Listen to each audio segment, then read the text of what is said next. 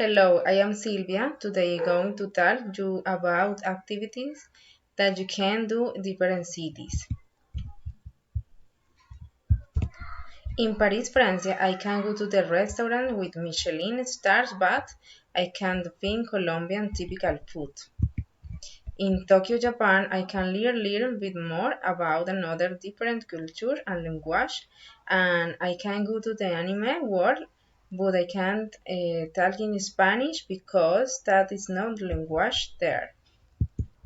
In Mexico City, I can enjoy beautiful beaches and delicious food like tacos, but I can go to without passport.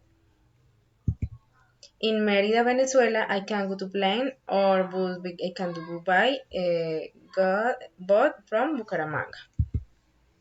In Istanbul, Turkey, I can visit Cappadocia and take good photos, but I can't afford the trip. In Rio de Janeiro, I can learn to dance samba, but I can find vallenato music.